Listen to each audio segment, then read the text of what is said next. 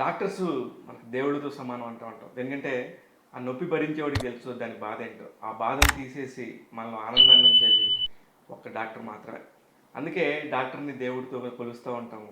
అలాంటి డాక్టర్లో ఒక మెగాస్టార్ రేంజ్కి వెళ్ళిన కొంతమంది డాక్టర్స్ ఉంటారు. వేల కొద్ది డాక్టర్స్లో కొంతమందికి మాత్రం ఆ పేరు ఎందుకు వస్తుందంటే వాళ్ళు అంత నిష్ణాతులు అయి ఉంటారు ఆ ఫీల్డ్లో. ముఖ్యంగా ఆర్థోపెడిక్స్ రంగంలో నేను చూసిన నాకు తెలిసిన అత్యంత తక్కువ మంది మనుషుల్లో చిరంజీవి గారు ఒకరు.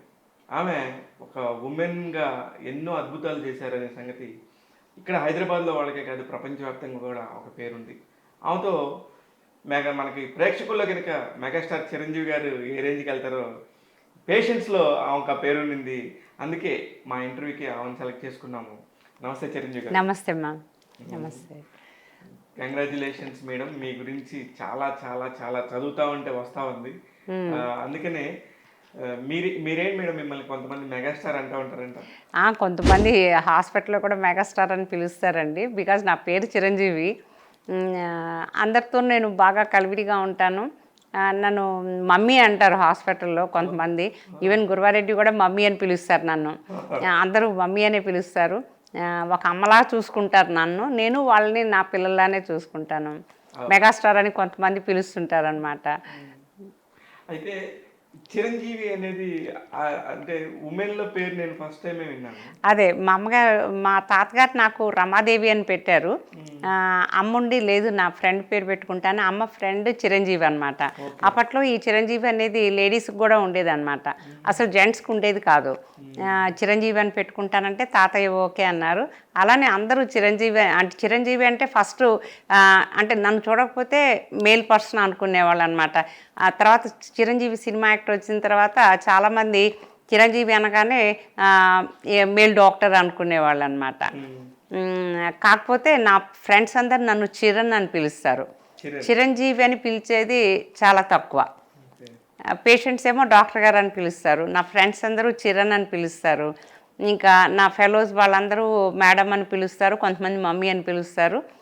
కాబట్టి చిరంజీవి అని పిలువబడేది అంటే బయట వాళ్ళతోనే. అయితే మేడం, నాకు మీరు కూడా 1978 గుంటూరు అవును, జిఎంసి బ్యాచ్ అండి. ఆ బ్యాచ్ ద్వారా మీరు నాకు కొంచెం వ్యక్తిగతంగా కూడా పరిచయం అయ్యారు. అందులో ఉన్న వాళ్ళందరిలో కూడా అసలు ఆ బ్యాచే చాలా మంచి ఎంతూజియాస్టిక్ ఉండి, అంటే పేషెంట్స్తో పర్సనల్ టచ్ ఎంత ఇంపార్టెంట్, ఎంత కలివిడిగా మాట్లాడటం, ఎంత కలోకిలుగా ఉంటే పేషెంట్స్ దగ్గర నుంచి అంత తృప్తినిస్తారు ఒక డాక్టర్. అదే హృదయపూర్వకంగా ట్రీట్మెంట్ ఇవ్వటం అనేది, పేషెంట్స్కి పర్సనల్ అటెన్షన్ పే చేయటం అనేది అది చాలా బాగుంటుంది కూడాను. అది వరకు రోజుల్లో డబ్బుకి వ్యామోహం అనేది అసలు ఉండేది కాదు. ఈ 2005 నుంచి అనుకుంటాను ఈ డబ్బుకి క్రేజీనెస్ పెరిగింది. అది వరకు రోజుల్లో డాక్టర్ అంటే ఒక దేవుడు. డాక్టర్స్ కూడా పేషెంట్స్ని ఆ రూపంలో చూసేవాళ్ళు కాదు. వీళ్ళతో మనకేదో మనీ వస్తుంది, వీళ్ళతో సంపాదించుకుందాము అని ఆ దృక్పథం అనేది ఉండేది కాదు. కానీ మీరు మాట్లాడుతున్న దానిలో ప్రజెంట్ సినారియో మొత్తం డబ్బు అంటే ఒక విద్యా సంస్థలు, ఒక వైద్య సంస్థలు, ఇలాగే ఒక ఫుడ్ ఇండస్ట్రీ, హోటల్ బిజినెస్, వీటిల్లోనే డబ్బు అంతా ఉండింది, మనీ ఫ్లోయింగ్ అంతా ఉండింది. ఇదో పెద్ద బిజినెస్ దందా అన్నప్పుడు ఒక నిజమైన డాక్టర్గా మీరు ఎలా ఫీల్ అవుతారు మేడం అవన్నీ వింటున్నప్పుడు? అది యాక్చువల్లీ మా తాతగారు ఫ్రీడమ్ ఫైటర్. ఆయన తాతగారికి ఎన్నో ఎకరాలు బీదవాళ్ళకి ఇచ్చేసేసి, నేను తాతగారి దగ్గర పెరిగాను. నాకు నాన్నగారు లేరు, నేను తాతగారి దగ్గర పెరిగాను. తర్వాత నేను గుంటూరుకి ఆమె దగ్గరికి వచ్చేసాము. తాతయ్య కూడా పెద్దవాళ్ళు అయిపోయారు. అందరం గుంటూరుకి మూవ్ అయ్యాము. అక్కడి నుంచి నా ఎడ్యుకేషన్ గుంటూరులో స్టార్ట్ అయిందనమాట. అది వరకు రోజుల్లో అమ్మకు కానీ, అమ్మ ఏజ్ గ్రూప్ వాళ్ళకి కానీ డబ్బు అంటే అట్లా వ్యామోహం, పెద్ద కార్లలో తిరగాలి, ఈ స్టేటస్ సింబల్ అనేవి ఇవన్నీ 2005 తర్వాత మొదలైనవి అనుకుంటాను. అంతకుముందు ఎవరికీ లేదు ఇంత వ్యామోహం. పేషెంట్స్ అంటే డబ్బుల్ని చూడాలి, లేకపోతే వీళ్ళ ప్రాబ్లమ్ని, వాళ్ళ పరిస్థితిని మనం ఎలా డబ్బులు చేసుకోవాలి అనేది అసలు ఎవ్వరికీ ఉండేది కాదు. మా మదర్ చనిపోయేటప్పుడు తన బ్యాంక్ అకౌంట్ నిల్, కానీ తను చాలా హ్యాపీగా బతికారనమాట. నాకెన్నడూ ఇది లేదు, సొంత ఇల్లు లేదు అలా అని ఎప్పుడూ ఫీల్ అవ్వలేదు అమ్మ. అలానే తాతగారు ఎన్నో భూములు మీరు దున్నుకునే వాళ్ళకే తీసేసుకోండి, మా పిల్లలకి చదువులు ఉన్నాయి, వాళ్ళు బతుకుతారు అనే ఒక అంతే ఆ దృక్పథం అప్పుడు ఉండేది కాదు. అసలు ఇన్ని పొలిటికల్ పార్టీస్ ఉండేవి కాదు. ప్రజలు కూడా చాలా ట్రాన్స్పరెంట్గా ఉండేవాళ్ళు. పేషెంట్స్ అనేవాళ్ళు కూడా మేము ఈ 78 నుంచి పేషెంట్స్ని చూస్తున్నాం కదా, అప్పుడు కూడా పేషెంట్స్ చాలా అసలు అప్పుడు ఎలా ఉండేవాళ్ళు అంటే చాలా ప్రేమగా, చాలా ట్రాన్స్పరెంట్గా డాక్టర్ గారు చెప్పింది వినాలి అని అంత ఇదిగా ఉండేవాళ్ళు అనమాట. ఇప్పుడు పేషెంట్స్లో కూడా మార్పు వచ్చింది. వాళ్ళు డాక్టర్ని ఒక స్టేటస్ ఉందా, ఈ డాక్టర్ దగ్గరికి వెళ్దామా, ఎవరికి ఎక్కువ ఇది ఉంది అని వాళ్ళు చూడటం మొదలెట్టినప్పటి నుంచి డాక్టర్స్ కూడా పేషెంట్స్ని వీడితో మనకేమొస్తుంది, ఉపయోగం ఏంటి, వీడి ప్రాబ్లమ్ని మనం ఎలా డబ్బులు చేసుకోవాలని చూస్తున్నారు. అది చాలా చెడు. ఈ డాక్టర్ ఫీల్డ్కి వచ్చిన తర్వాత ఆలోచన ఉండకూడదు. కానీ ప్రజెంట్ సినారియోలో ఈ రేసింగ్ అనేది మొదలైంది కదా, అందుకని ఈ చిన్న చిన్న డాక్టర్లు కూడా ఆ రేసింగ్లో పడిపోతున్నారు అనమాట. నెంబర్ గేమ్లో కూడా నేను టాప్ 10లో ఉన్నానా, టాప్ 5లో ఉన్నానా, పేపర్స్కి మీడియాకి డబ్బులు ఇచ్చి కొనుక్కోవటం, ఆ రేటింగ్ తెచ్చుకోవటము, అది ప్రొజెక్ట్ చేసుకోవటము, ఇవన్నీ వచ్చేసినాయి. మరి ప్రజలు దేన్ని చూసి డాక్టర్ దగ్గరికి వెళ్ళాలి, ఎలా వెళ్ళాలి, ఒక డాక్టర్ని ఎత్తుక్కుంటూ వెళ్ళాలంటే ఏం చూసి వెళ్ళాలి, ఈ రేటింగ్ చూస్తున్నారనమాట. ఒక హోటల్కి వెళ్ళేటప్పుడు అది చాలా పెద్ద ప్రాబ్లం. రేటింగ్ అనేది ఏదో హోటల్కి, సినిమాకి, దీనికి చూడొచ్చు, కానీ ఒక డాక్టర్కి రేటింగ్ చూసుకోవటం, ఈ డాక్టర్కి రివ్యూస్ బాగున్నాయి అనుకోవటం, ఇలా వెళ్ళటము, ఇలా జరుగుతుంది. అలా అని కొంతమంది పేషెంట్స్ మోసపోవటం కూడా జరుగుతుంది అనమాట. కానీ అట్లాంటి మీ దగ్గరికి మీ దృష్టికి వచ్చినప్పుడు మీరు ఎలా ఫీల్ అవుతారు మేడం? ఎలా ఫీల్ అవుతారంటే, నేను పేషెంట్ని ఎప్పుడు ఆ యాంగిల్లో చూడను.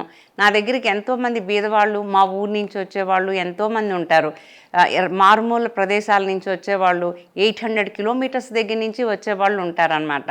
వాళ్ళకి నా పర్సనల్ నెంబర్ ఇస్తాను. వాళ్ళకి రియల్ ప్రాబ్లం అంటే అంత నా దగ్గరికి ఫ్రీక్వెంట్గా వచ్చే ప్రాబ్లం లేకపోతే నీకు అంత బాధ ఏం లేదు, ఇది ట్రీట్మెంటు, ఈ ఎక్సర్సైజెస్ చేయాలి, నువ్వు ఇలా బతకాలి, ఇవి చేయకూడదు, ఇవి చేయొచ్చు, ఇలా ఉంటే ఏ డాక్టర్తోనూ నీకు ఇది లేదు, నీకు ఏదైనా మరీ ప్రాబ్లం ఉంటే నాకు ఈ నంబర్కి నువ్వు వాట్సాప్ మెసేజ్ పెట్టు, నేను నీకు ఆన్సర్ చేస్తాను, అంత దూరం నుంచి బస్ ఛార్జెస్ పెట్టుకొని రావద్దు అని క్లియర్గా చెప్తాను. ఎందుకంటే నాకు అంత దూరం నుంచి వాళ్ళు అంత పెట్టుకొని వచ్చి ఇక్కడ కన్సల్టేషన్, అసలు వీళ్ళ దగ్గర అంతా బీద వాళ్ళ దగ్గర కన్సల్టేషన్స్ తీసుకోను. ఒకవేళ వాళ్ళు పే చేసి కూర్చున్నా కూడా నేను రీఫండ్ చేసేస్తాను. అందుకనే పేషెంట్స్ని చూసి మా రిసెప్షన్లో చెప్తారు, మేడం ఎలాగో రీఫండ్ చేస్తారు, లోపలికి వెళ్ళిన తర్వాత నేను చేస్తానని చెప్తారు. బీద వాళ్ళ దగ్గర నేను తీసుకోను. ఎందుకంటే వాళ్ళు పాపం రూపాయి కష్టపడి సంపాదించుకున్న డబ్బులు నాకు చాలా బాధగా ఉంటుంది. అన్నెసరీ ఇన్వెస్టిగేషన్స్ అసలు రాయను నేను, అవసరం లేకుండా. నేను క్లినికల్ ఎగ్జామినేషన్ పర్ఫెక్ట్గా చేసుకుంటాను. నేను చేసుకొని వాళ్ళకి తృప్తి కోసం ఏదైనా చేయాలంటే ఒక ఎక్స్రే చేస్తాను, నాకు అవసరమైన ఎక్స్రే. అవసరం లేని ఎక్స్రేస్ షోల్డర్ పెయిన్స్ అని, యాంకిల్ పెయిన్స్ అని, వీటన్నిటికీ పెద్దగా అక్కర్లేదు. ఆ ఎక్స్రేస్ వాళ్ళకి ఖర్చు పెట్టడం అనేది చేయను. అయితే మేడం, నాకు ఒక డాక్టర్ చిరంజీవి గారి గురించి నేను మళ్ళీ చిన్నగా వస్తాను. అసలు మీ ఫ్యామిలీ బ్యాక్డ్రాప్, అసలు మీ ఫ్యామిలీ బ్యాక్గ్రౌండ్ ఏంటి, అసలు ఎలాగ మీరు మెడిసిన్ చదువుకోవాలనుకున్నారు, మీ చిన్నటి సంగతులు, మీ చదువు, వీటికి సంబంధించి చెప్పరా కాసేపు? నేను మా తాతగారి దగ్గర పెరిగాను. తాతగారికి మెడిసిన్ అంటే చాలా ఇష్టం. నా మనవరాలు నాన్నగారు చనిపోయారు. తాతగారు నా మనవరాలు డాక్టర్ అవ్వాలి, నా మనవరాలు డాక్టర్ అని చెప్పేసేవాళ్ళు. నేను అనేదాన్ని, ఇంకా నాకు మెడిసిన్ సీట్ రాకుండా తాత నువ్వు అలా చెప్తున్నావు అందరికీ, నేను తాతని అన్న అని పిలిచేదాన్ని. అది అంటే అసలు అది ఎందుకు పిలిచేదానో అది ఎవరికి తెలియదు, కానీ నేను అన్నానే పిలిచేదాన్ని. తాత అని అమ్మమ్మ చెప్పినా కూడా నువ్వు పిలువు, తాత అని పిలవాలి అంటే ఏమో అన్నాను వచ్చేది. జెనెటిక్గా ఏంటంటే మా నాన్నగారి తమ్ముడు వాళ్ళ నాన్నగారిని అన్నా అని పిలిచేవారంట. అలా వచ్చేసింది, తాతని అన్నా అని పిలిచేదాన్ని అనమాట. ఇంత పెద్ద ఆయనకి ఇంత చిన్న చెల్లెలు అంటే లేదమ్మా మనవరాలని చెప్పేదన్నమాట మా అమ్మమ్మ. తాతగారికి నేను అత్యంత ప్రాణం. నా మనవరాలు డాక్టర్ అవ్వాలి, చిన్నప్పటి నుంచి బాగా చదువుకుంది, డాక్టర్ అవ్వాలని బాగా ఇన్స్పిరేషను. తాతగారికి మెడిసిన్ బుక్స్ అన్నీ తెలుసు, ఎందుకంటే మా మదర్ కూడా డాక్టర్ కాబట్టి రాబిన్సన్, బాయిడ్, మోడీ అన్ని బుక్స్ తెలుసు. నేనే ఫీజులు కట్టాలి, నేనే నిన్ను చదివించాలి, నేనే బుక్స్ కొనాలి, అలా ఉండేదన్నమాట తాతయ్యకి. తాతయ్య నా ఎనాటమీ ఎగ్జామ్స్ అయిపోయాక చనిపోయారు 1980లో. తాతయ్యకి చాలా ఇష్టంగా ఉండేదన్నమాట. తాతయ్య మెయిన్ ఇన్స్పిరేషన్, తప్పకుండా రావాలి. అప్పుడు ఈ ప్రైవేట్ సీట్స్, ప్రైవేట్ కాలేజెస్ లేవు. నాకు గవర్నమెంట్ సీటే వచ్చింది. గుంటూరులో చదివాను, గుంటూరు మెడికల్ కాలేజీలో చదివాను. నాకు 2 అక్కలు, అక్కలు 2 హౌస్ వైఫ్స్. మా చిన్నక్క బీఎస్సీ హోమ్ సైన్స్ చదివింది. తను ఇక్కడే హైదరాబాద్లో ఉంటారు వాళ్ళు. ఇప్పుడు 70sలోనే, అంటే 70sలోనే డిగ్రీస్ చదువుకొని ఎంబీబీఎస్ చేయాలనుకునేంత ఫార్వర్డ్ ఫ్యామిలీనా మీది? అవును. అంటే అమ్మ డాక్టర్ కదా. అదే మీ అమ్మగారి గురించి చెప్పండి. ఎక్కడ డాక్టర్? అమ్మ వైజాగ్లో చదివారు. తర్వాత వైజాగ్లో కొన్నాళ్ళు చేశారు. తర్వాత గుంటూరులో తను సర్వీస్ అంతా గుంటూరే. తను చాలా పెద్ద పెద్ద పోస్టులు చేశారు. డిఎంఎన్హెచ్ఓ, తర్వాత ఆర్ఎంఓ పోస్టులు, డైరెక్టర్, చాలా పెద్ద పోస్టులు చేశారు. అమ్మ రంగనాయకమ్మ. తను రంగనాయకమ్మ గారు అనమాట. తను హాస్టల్ వార్డెన్గా కూడా, అంటే లైక్ అది కాంప్లిమెంటరీ పోస్ట్ లాగా ఉండేదన్నమాట. అమ్మ వార్డెన్గా ఉండేవారు. అలానే నేను అందరికీ తెలుసు వార్డెన్ గారు అమ్మాయి అని. మాకు ఒక పెద్ద క్వార్టర్స్ ఉండేది, లోపల పెద్ద వాకింగ్ ఏరియా ఉండేది. తర్వాత హాస్టల్ని దాటుకొని బయటకు వెళ్ళాలన్నమాట. వార్డెన్ గారు అమ్మాయి అలా కూడా పిలిచేవాళ్ళు అనమాట. గుంటూరు మెయిన్. అమ్మ వార్డెన్గా ఉండేది. చాలా స్ట్రిక్ట్గా ఆడపిల్లలందరినీ తన బిడ్డల్లా చూసుకునేది అనమాట. అలాగే ఇప్పుడు మీరు మెడిసిన్ అయిపోయినాక ఏమేం చేస్తారు? ఫస్ట్ మీరు ఆర్థోపెడిక్, ఇప్పుడు ఉమెన్ అనగానే, డాక్టర్ అనగానే అందరూ ఒక గైనిక్ లేకపోతే డిఫరెంట్గా ఎన్నుకుంటారు. ఆర్థోపెడిక్స్ ఎన్నుకోవడానికి గల కారణం ఏంటి? నేను ఫస్ట్ పెళ్ళి అవ్వక ముందు నేను ఎంబీబీఎస్ అవ్వగానే తర్వాత ఎంట్రన్స్ రాసి నేను ఎనస్థీషియా వచ్చింది. నేను ఎనస్థీషియా చేశాను కూడా ఎవరికి తెలియదు. ఒక 3 months ఎనస్థీషియా 3 months చేశాను. నాకు ఎందుకో నచ్చలేదు ఆ బ్రాంచ్. సర్జన్ కొంచెం గట్టిగా అరిచారు, ఏదో తనకి హైపోటెన్షన్ కావాలి అని చెప్పి. నాకు బాధ అనిపించింది. ఒక డాక్టర్ ఇంకో డాక్టర్ నరవటం ఏంటంటే, అమ్మ ఫ్రెండ్సే ఉండేవాళ్ళు. వాళ్ళ సర్జన్కి టెన్షన్ ఉన్నప్పుడు కొంచెం హైపోటెన్షన్ కావాలి. అప్పుడు పెద్ద డ్రగ్స్ కూడా పెద్దగా ఉండేవి కాదు, హ్యాలతేన్ అలాంటి డ్రగ్స్ ఉండేవి. లేదు వాళ్ళకి టెన్షన్ ఉన్నప్పుడు కొంచెం ఏదో ఉంటుందిలే, నువ్వు అలాంటివన్నీ ఫీల్ అవ్వద్దంటే, వద్దొద్దు నేను ఈ బ్రాంచ్ చేయను, ఏదో బిహైండ్ ద స్క్రీన్ వీళ్ళ అరుపులు వీళ్ళ టెన్షన్స్ నాకేంటి, నేను కూడా సర్జికల్ బ్రాంచ్ చేస్తానని చెప్పి రిజైన్ చేశాను. అమ్మ రిజైన్ చేస్తే, నువ్వు ఓపెన్ కాంపిటీషన్లో ఇట్లా రిజైన్ చేసావు, ఇంత పెద్ద బ్రాంచ్, నువ్వు పెళ్లి చేసేసుకోని వెంటనే పెళ్లి చేసేసింది. పెళ్లి చేసిన తర్వాత నేను నగేష్ని ఒకటే అడిగాను అనమాట, నేను ఎంట్రన్స్లు రాసుకోవాలి, మీరు నాకు సపోర్ట్ చేయాలి, నేను ఎంఎస్ కానీ ఎండి కానీ చేయాలి నేనని. తప్పకుండా చేసుకో నువ్వు అని తను అన్నారు. తర్వాత నేను ఇక్కడ తెలంగాణకు వచ్చాక నేను నాన్ లోకల్ అయ్యాను అనమాట. నాన్ లోకల్ అయ్యాను. తర్వాత ఎంట్రన్స్లు 2 సార్లు 3 సార్లు రాశాను. ఈ నాన్ లోకల్ కేటగిరీలో 1 or 2 మార్క్స్లో నాకు పోయిందనమాట. తర్వాత నేను ఎంట్రన్స్ రాసి నేను ఎంఎస్ ఆర్థోపెడిక్స్ సర్వీస్ తర్వాత నేను సర్వీస్లో జాయిన్ అయిపోయాను. మ్యారేజ్ అయిన తర్వాత, మ్యారేజ్ అయ్యాక ఇక్కడ నాన్ లోకల్ అయిపోయాను. నాన్ లోకల్ అయిపోయిన తర్వాత చాలా కష్టం నాన్ లోకల్ కేటగిరీలో రావాలి అంటే. తర్వాత ఇట్లా 1 or 2 మార్క్స్లో పోయేదన్నమాట. 1 time 2 time రాశాను. తర్వాత సర్వీస్లో జాయిన్ అయిన తర్వాత నాకు ఆర్థోపెడిక్స్ నేను రాసిన తర్వాత నాకు ఆర్థోపెడిక్స్ ప్రాబబుల్గా రావచ్చు అని మా అన్నయ్య అమర్నాథ్, తర్వాత గురువారెడ్డి వీళ్ళు ఉన్నారు. ఏంటి తీసుకోనా అంటే, తప్పకుండా తీసుకో, ఆర్థోపెడిక్స్ ఏంటి ఏదైనా చేయొచ్చు, నువ్వు ఏదైనా మరీ లాంగ్ బోన్స్ నువ్వు హ్యాండిల్ చేయలేకపోతే హ్యాండ్ సర్జరీ చేయొచ్చు, తర్వాత స్కోపీ చేసుకోవచ్చు, ఏదైనా చేసుకోవచ్చు, డోంట్ లీవ్ ద బ్రాంచ్, చాలా మంచి బ్రాంచ్, ఆర్థోపెడిక్స్ తీసేసుకోమని ఎంకరేజ్ చేశారు. సో నేను ఆర్థోపెడిక్స్ తీసుకున్నాను. నేను ఆర్థోపెడిక్స్ తీసుకుంటుంటే అది ఆ ఛాంబర్లో అంతా పెద్ద క్లాప్స్, అంత గందరగోళం అనమాట. ఫస్ట్ లేడీ ఆర్థోపెడిక్ అనమాట. నేను ఫస్ట్ లేడీ ఆర్థోపెడిక్. అయితే అక్కడ మామూలుగా కమిషన్లో డాక్టర్స్ ఉంటారు కదా, అమ్మ స్టూడెంట్సే వాళ్ళు. అమ్మ ఎందుకే లేడీ నువ్వు తీసుకుంటావు ఆర్థోపెడిక్స్, ఎట్లాగో రిజైన్ చేస్తావు, నీ వెనక అబ్బాయి ఎవరన్నా తీసుకుంటారు ఆర్థోపెడిక్స్, నువ్వు మళ్ళీ 6 monthsలో రిజైన్ చేసి మళ్ళీ ఎంట్రన్స్ రాసుకుంటావు, ఎందుకు ఆర్థోపెడిక్స్, ఇంకో బ్రాంచ్ ఏదంది, లేదు నేను ఆర్థోపెడిక్సే తీసుకుంటాను. తర్వాత ఉస్మానియాలో నాకు సీట్ వచ్చిందనమాట. ఉస్మానియాలో నాకు 6 months అందరూ she is Chiranjeevi, she is lady orthopaedic, she is Chiranjeevi పేరు కూడా కొత్త వాళ్ళకి. షీఈ్ లేడీ ఆర్థోపెడిక్ అని 6 months 1 year వరకు చెప్పేవాళ్ళు అనమాట. తర్వాత నేను థియేటర్లో సర్జరీ చేస్తుంటే ఈ లేడీ ఎలా చేయగలదు, ఫీమర్ ఫ్రాక్చర్ని ఎలా రెడ్యూస్ చేయగలదు అని అందరూ, నేను ఎనసీషా వాళ్ళు కూడా ఆ స్క్రీన్ నుంచి ఇట్లా వచ్చి హౌ షీఈ్ డూయింగ్ అనేది చూసేవాళ్ళు అనమాట. చాలా పట్టుదలతో నాకు ఎంతో కష్టపడి, మా హస్బెండ్ కోఆపరేషన్ కూడా చాలా ఉండేదన్నమాట. మీ గురించి చాలా మాట్లాడతాను ఇప్పుడు నాకు చాలా కష్టపడి చేశాను. తర్వాత ఎంఎస్ కూడా మంచి ర్యాంక్లో వచ్చాను. ప్రొఫెసర్స్ కూడా అనేవాళ్ళు అనమాట, లేడీ జాయిన్ అవుతుందంటే బాబోయ్ లీవ్లు పెట్టేసేసి ఇంకా మాకు ఎలా కష్టంగా ఉంటుందేమో అనుకునే వాళ్ళము. మీరు చాలా బాగా చేస్తున్నారు. నేను రాత్రి 11 వరకు ఉండేదాన్ని ఉస్మానియాలో. మార్నింగ్ 6కి 6:30కి వెళ్ళిపోవాలి ఉస్మానియాకి. 6:30కి వెళ్ళకపోతే మనకి డ్రెస్సింగ్ సెట్స్ ఏమి ఉండవు అనమాట. అప్పుడు పోస్ట్ గ్రాడ్యుయేషన్ చేసేటప్పుడు అంత ఇదిగా 6:30కి హాస్పిటల్లో ఉండి ప్రొఫెసర్ వచ్చే లోపల అన్ని డ్రెస్సింగ్స్ చేసేసి నేను లేడీని నేను చేయను అని ఎప్పుడు ఎవరితో, ఇంకా మగపిల్లల కంటే నేను ఇంకా ఎక్కువ వర్క్ చేసేదాన్ని.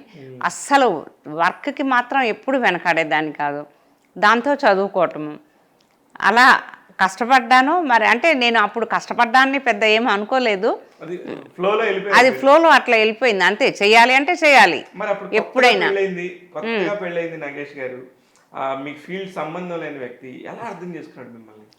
పాపం బాగా అర్థం చేసుకున్నారు. తర్వాత పిల్లలు కూడా నేను ప్రాక్టీస్ చేసేటప్పుడు బాగా కోఆపరేట్ చేసేవాళ్ళు. అంటే పాపం నాకు అసలు టైం అనేది, అంటే నేను పొద్దున్న 4 o'clock లేవటం అనేది నా రొటీన్. నేను ఇప్పటికీ కూడా నేను 4కే లెగుస్తాను. 4కి లేచి 6కి I will be ready for my work అలా అనమాట. ఇప్పుడంటే కుక్ని అందరినీ పెట్టినాను, అది వరకు అప్పుడు కుక్స్ వాళ్ళు ఎవరు లేరు. 4 నుంచి పిల్లలకి వాళ్ళకి కూడా తయారు చేసేసి నేను నా వర్క్కి నేను వెళ్ళిపోయేదాన్ని అనమాట. రాత్రి 11:30, 12:30, 1:30 వరకు సర్జరీలు చేసేదాన్ని, వేరియస్ హాస్పిటల్స్లో చేసేదాన్ని. అందుకని మీకు మీ పేరు అనగానే డాక్టర్స్ ఫెటర్నిటీ మొత్తానికి తెలుసు. అమ్మో బాబోయ్ అంత పేరంటే నేను ఎక్కడ మాట్లాడినా మీ గురించి చాలా గొప్పగా చెప్తా ఉన్నాను. Even patients and doctors also. అదే నేను ఫస్ట్ టైం మిమ్మల్ని చూసినప్పుడు వైజాగ్లో అందరూ కూడా చెప్పటం, మా చిరంజీవి గారు సన్షైన్ హాస్పిటల్స్లో లేడీ సర్జను, ఇలా ఇంకా అసలు ఎవరికి మీ ఫ్రెండ్సే మీకు తెలియదు కానీ అందరూ కూడా మీ గొప్పతనం గురించి, మీ బ్యాచ్ మెట్ అయినందుకు వాళ్ళంతా హ్యాపీ ఫీల్ అయింది అన్నీ చెప్తే నేను కూడా చాలా హ్యాపీ ఫీల్ అయ్యాను. ఇకపోతే మేడం, మీరు వరల్డ్లో వన్ ఆఫ్ ది బెస్ట్ సర్జనా లేకపోతే యు ఆర్ ద ఓన్లీ సర్జనా? అంటే ఐ మీన్ ఆ ఉమెన్లో నేను రీప్లేస్మెంట్స్ రోజుకి మోర్ దాన్ 6 చేస్తాను. ఇన్ని రీప్లేస్మెంట్స్ చేసే లేడీ ఆర్థోపెడిక్ సర్జన్ ఇండియాలో నేను ఒకదాన్నే. వరల్డ్లో 2-3 ఉన్నారు, దానిలో నేను ఒకదాన్నే. తర్వాత రోబోటిక్ సర్జన్స్ నేనే వరల్డ్లో నేను ఒక్కదాన్ని లేడీ రోబోటిక్ సర్జన్ని. అలాని గొప్పగా చెప్పట్లా, అది బై ఛాన్స్. అంటే లైక్ మేము రోబోటిక్ కొనటం, రోబోటిక్ మేము నేర్చుకోవటం చేయటం అనేది జరిగింది. నేను అదేమి గొప్పగా ఫీల్ అవ్వట్లేదు. అంటే వన్ ఆఫ్ ద రికార్డ్స్ అనమాట అక్రాస్ ద వరల్డ్లో నేనే one of the only 1 lady robotic surgeon నేను. అలానే నేను ఎప్పుడు అంటే లైక్ పొగరగా ఎప్పుడు ఫీల్ అవ్వలేదు, నేనేదో గొప్పగా చేసేసానని ఫీల్ అవ్వట్లేదు. అది భగవంతుడు కొన్ని అవకాశాలు కలిగిస్తాడు, అవకాశాన్ని వాడుకోవటమే అది అని. నేనేది గొప్పగా నేనేదో చేసేసాను నాకు అంతా వచ్చని నేను ఎప్పుడు గొప్పగా నేనేం ఫీల్ అవ్వట్లేదు. కాకపోతే మేడం 1980s ఆ ఏరియాలో చదువుకున్న మీకు తర్వాత ఎవల్యూషన్ అంటే విపరీతంగా మార్పులు వచ్చాయి సమాజంలో కానీ, లేకపోతే పరికరాల పరంగా కానీ, టెక్నాలజీ పరంగా కానీ. అవునండి, చాలా చాలా అందుబాటులోకి వస్తూ ఉన్నప్పుడు మీరు దాంతో పాటు టెక్నాలజీని ఎలా మీరు ఓన్ చేసుకుంటా ముందుకు వచ్చారు? అవి నేర్చుకోవటమే అండి.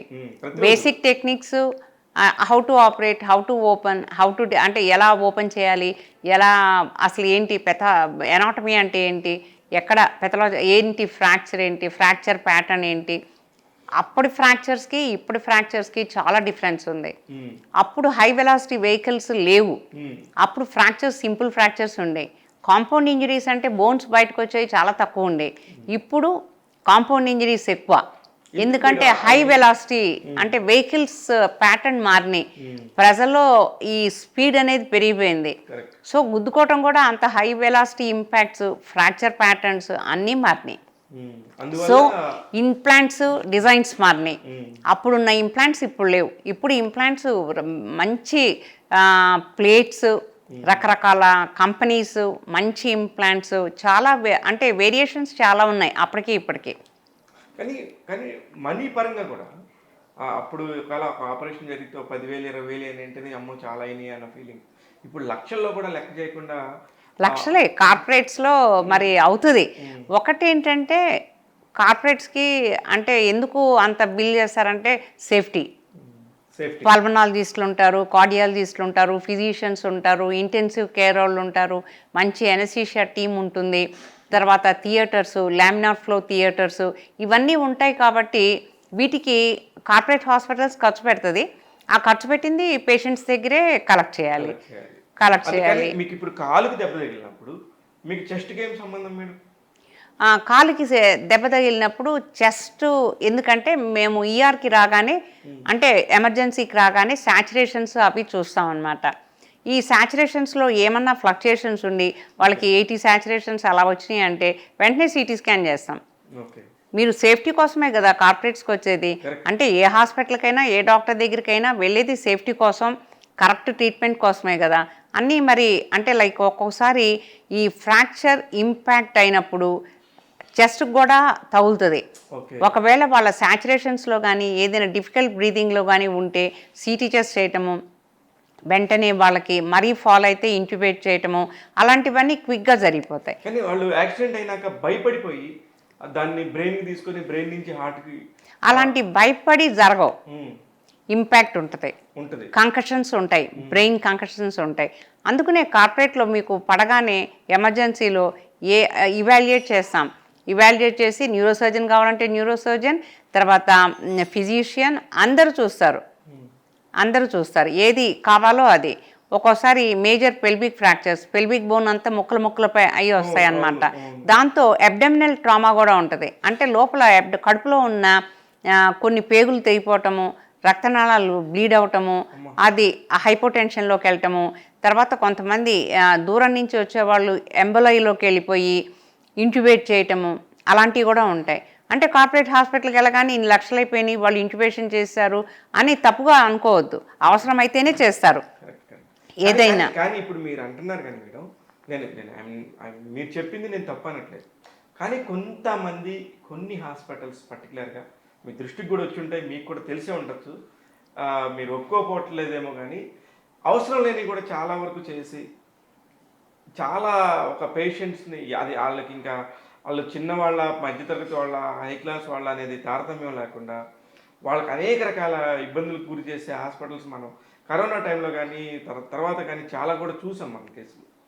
మీరు కొన్ని పర్టికులర్ హాస్పిటల్స్ గురించి, నేను మీ హాస్పిటల్ గురించి నేను మీ గురించి నేను మాట్లాడట్లేదు, ఈవెన్ కామన్గా మాట్లాడుతున్నాను. అలా కూడా ఉన్నాయి కదా, లేవని చెప్పద్దు.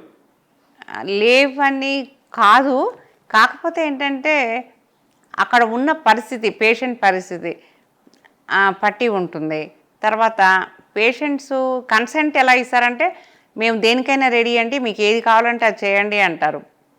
ఓకే, అలా ఇప్పుడు నా ఫ్రెండే ఒక 35 రోజులు వెంటిలేటర్ మీద ఉండి ఎక్స్పైర్ అయ్యారు. మనం ఇచ్చిన కన్సెంటే, మీరు ఏదైనా చేయండి, డబ్బుకి అసలు వెనకాడద్దని.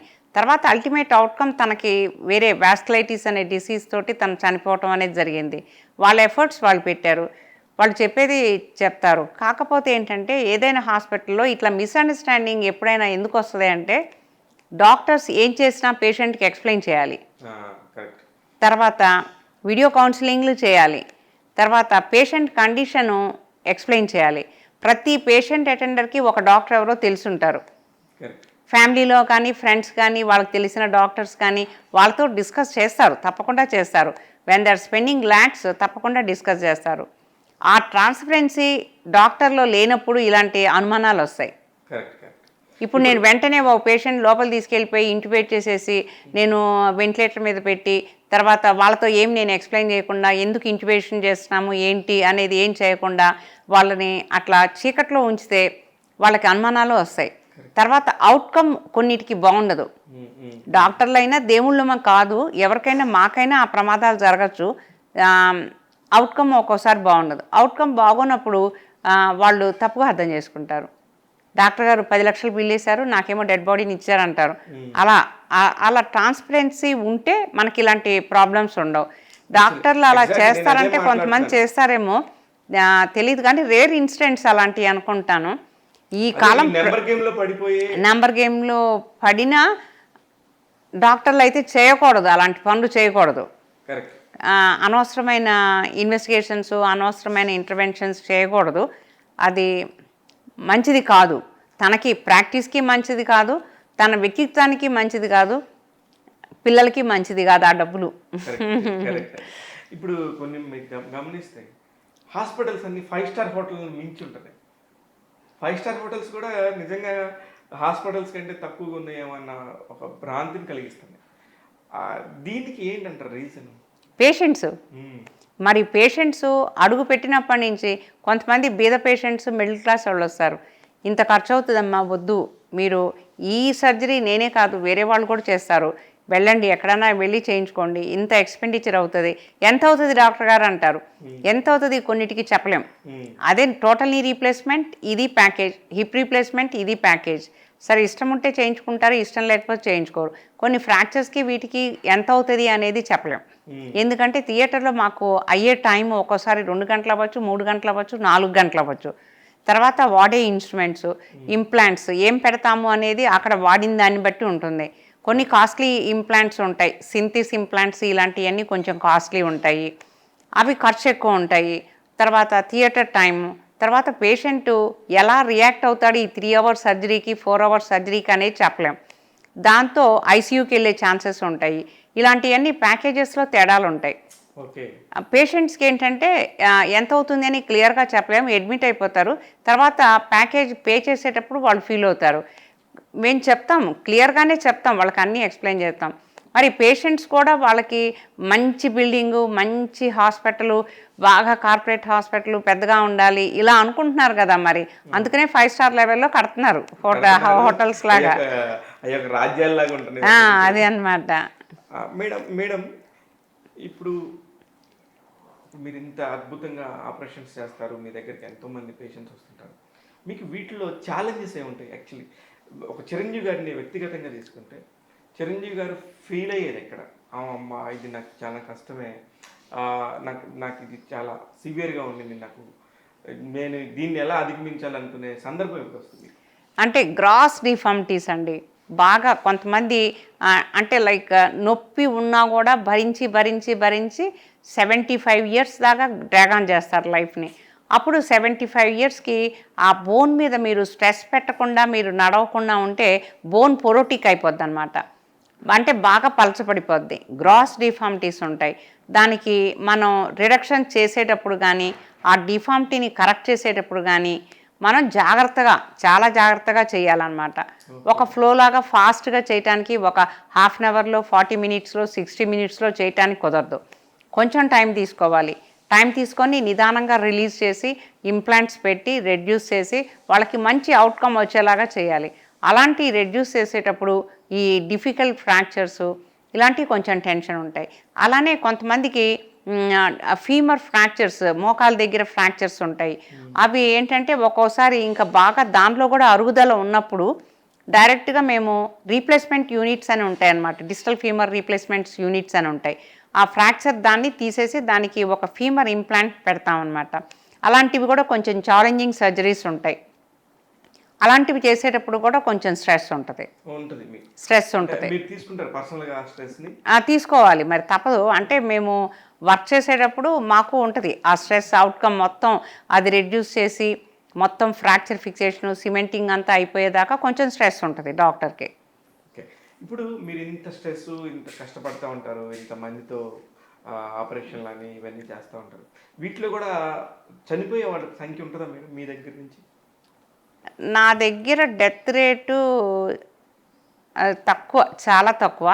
నేను మొత్తం ఇన్వెస్టిగేట్ చేసి ఆ ఇన్వెస్టిగేషన్స్ నేను పర్సనల్గా చూసుకొని ఏదైనా డిఫరెన్సెస్ ఏదైనా ఉంటాయి కొన్ని కొంతమందికి స్టంట్ వేసిన వాళ్ళకి, తర్వాత యాంజియోగ్రామ్స్ అంటే యాంజియోప్లాస్టీ చేసిన వాళ్ళకి, బ్లడ్ థిన్నర్స్ మీద ఉన్న వాళ్ళకి, పోస్ట్ స్ట్రోక్ ఉన్న వాళ్ళకి, ఇలాంటి వాళ్ళకి కొంతమందికి హై రిస్క్ పేషెంట్స్ ఉంటారు.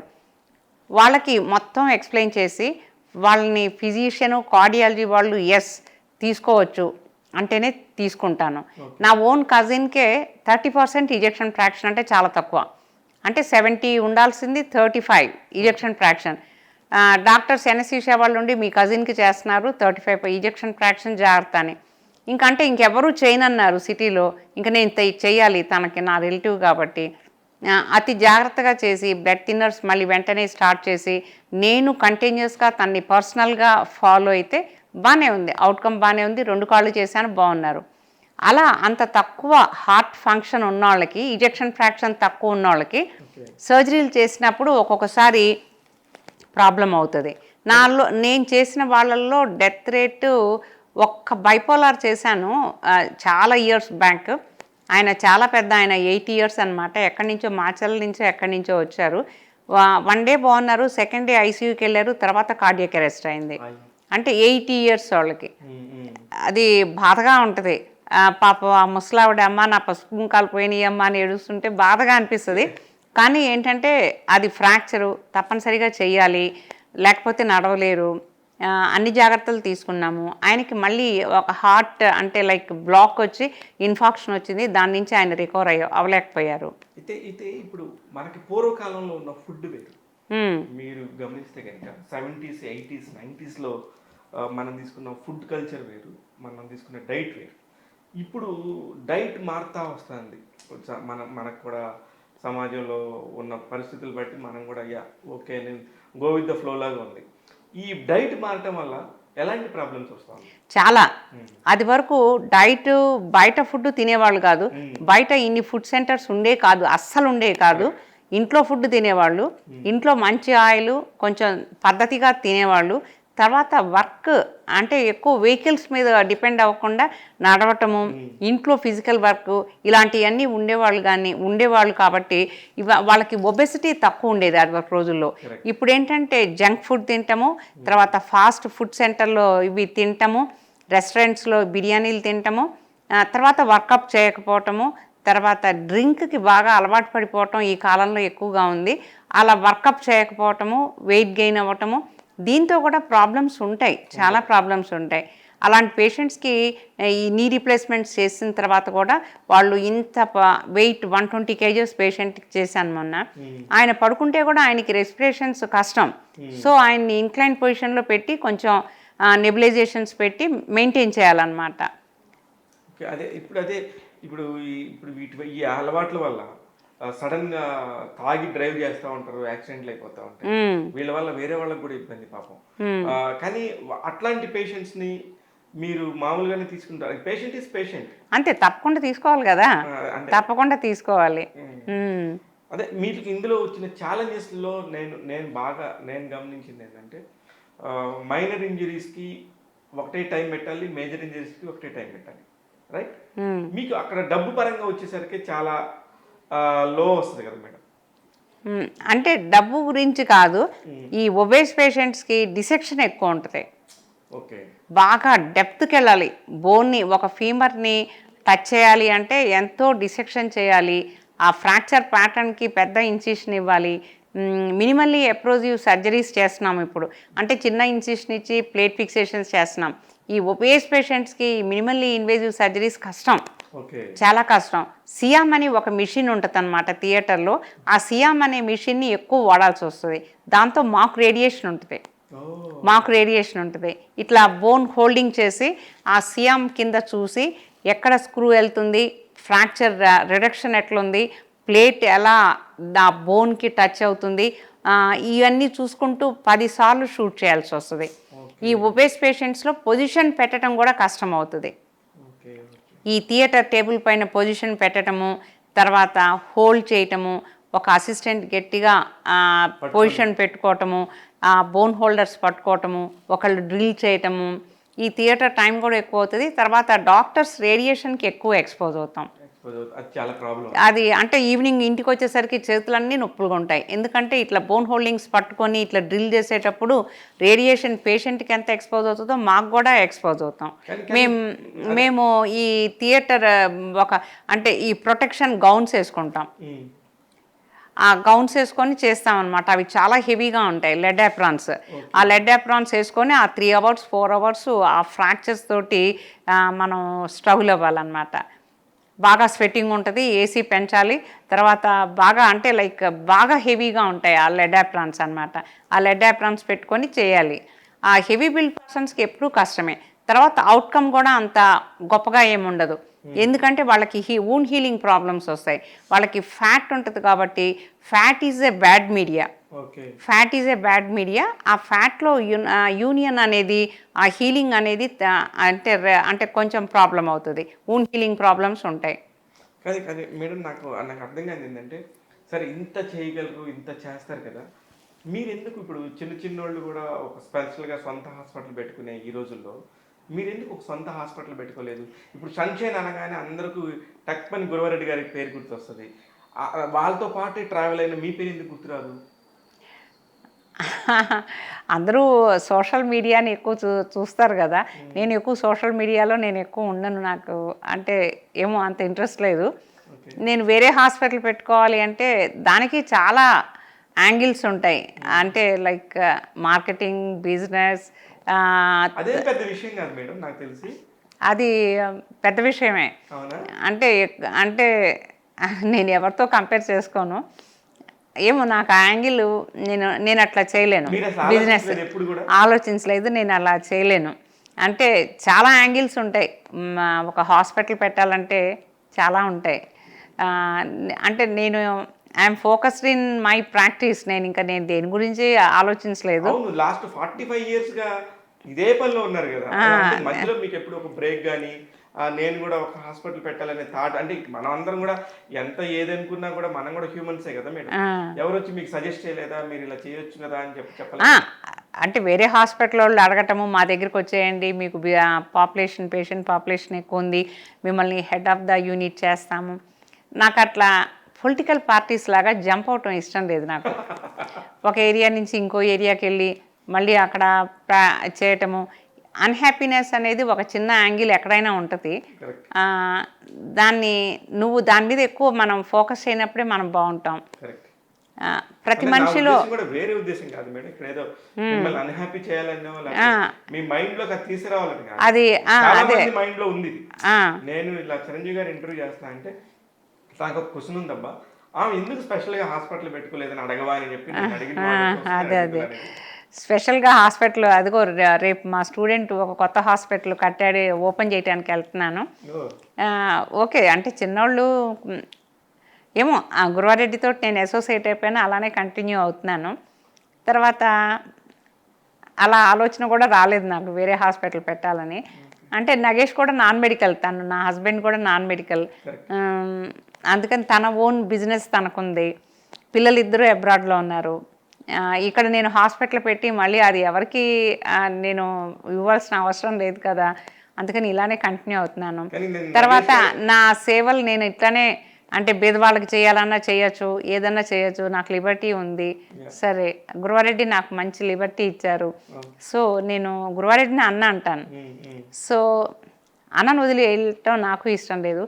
అది 10 మందికి సొసైటీలో వేరే డాక్టర్లు ఎవరో చాలామంది వెళ్ళిపోతుంటారు, వేరే హాస్పిటల్లో జాయిన్ అవుతుంటారు. కానీ నేను వెళ్తే ఏమవుద్దంటే చిరంజీవి వెళ్ళిపోయింది గురవారెడ్డి దగ్గర నుంచి అన్న పేరు నాకు అసలు అది ఇష్టం లేదు.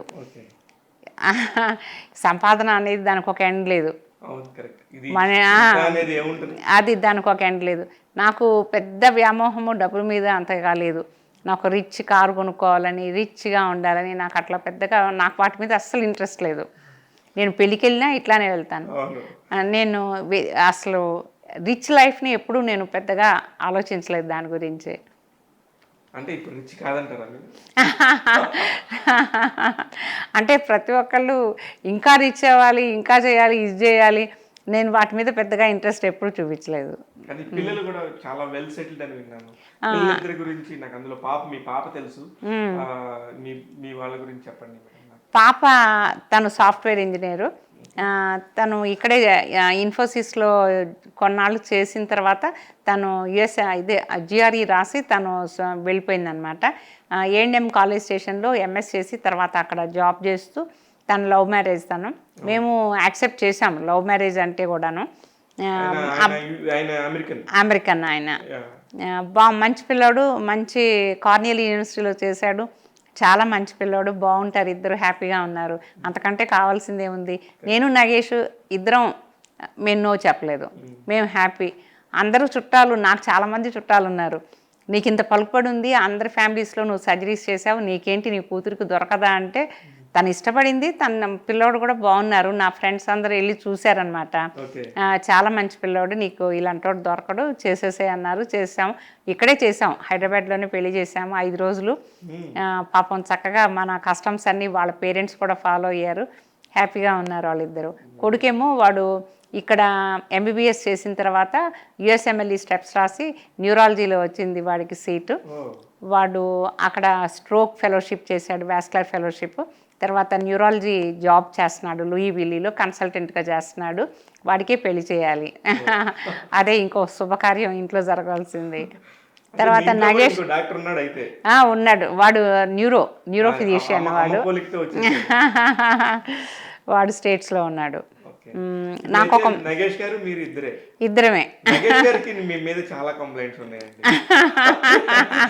అవి నేను సరదాగా చెప్తాను. కంప్లైంట్స్ మీన్స్ మళ్ళీ ఆయన చెప్పడం కూడా, బాబు ఏం నా కంప్లైంట్స్ కాదు, మీరేం చెప్పొద్దని. ఇద్దరు మార్నింగ్ 6కి తను కాఫీ తాగుతుంటారు, నగేష్ బాయ్ వెళ్ళిపోతున్నానని చెప్తాను, ఈవినింగ్ 8కి వస్తాను. ఇద్దరము కలిసి డిన్నర్ చేస్తాం. ఒక్కోసారి నేను ముందు చేస్తాను, తర్వాత అంటే తన ఫ్యాక్టరీ నుంచి లేట్గా వస్తే తను చేసేస్తారు. ఆయనకి ఇప్పుడు మేడం మామూలుగా నాకు తెలిసి డాక్టర్స్ పెళ్లి చేసుకుంటూ ఉంటారు సినారియో. మీరు లవ్ మ్యారేజ్ చేసుకున్నారా అరేంజ్డ్ మ్యారేజే అండి. అరేంజ్డ్ మ్యారేజే. నేను ఎనస్థీషియా రిజైన్ చేశాక మా అమ్మకు కోపం వచ్చి, అప్పుడు డాక్టర్నే చేసుకోవాలి, ఇంజనీర్నే చేసుకోవాలని అసలు కాన్సెప్ట్ లేదు. డాక్టర్ ఇంజనీరు ఈక్వల్ ప్రొఫెషన్స్ అనే. తనని ఫస్ట్ క్వశ్చన్ నేను అడిగింది ఏంటంటే, నేను ఎంట్రన్స్ రాయాలి, మీరు నాకు సపోర్ట్ చేయాలి, అంతే. తను అప్పుడు సెంట్రల్ గవర్నమెంట్ జాబ్లో ఉండేవాళ్ళు, హెచ్ఎఫ్ఎల్ అని. తను దానిలో మేనేజర్ అనమాట, మెదక్ దగ్గర. అది ఇప్పుడు క్లోజ్ అయిపోయింది ఆ ఫ్యాక్టరీ. తను తర్వాత రిజైన్ చేసి తన ఓన్ బిజినెస్ పెట్టుకున్నారు.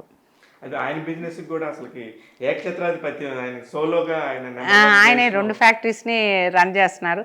మా ఇద్దరికి అసలు కాంట్రవర్సీస్ అసలు ఏవి ఉండవు. అంటే ఎక్కువ అంటే ఇది చేయొద్దు, అది చేయొద్దు, ఒకరికి ఇష్టం లేనివి. కాంట్రవర్సీస్ లేవని నాకు చిరంజీవి టైం ఇవ్వట్లేదని కంప్లైంట్ ఉంది. అంటే ఉండేది ఒక్క సండే, ఆ సండే అక్క దగ్గరికి వెళ్తాను. తర్వాత ఇంట్లో కొన్ని పనులు ఉంటే అవి చూసుకుంటాను. నాకు కొంచెం అంటే లేదు, ఏదైనా షాపింగ్ చేసి ఏదైనా శారీస్ కొనుక్కుంటే చిన్నవే కొనుక్కుంటాను.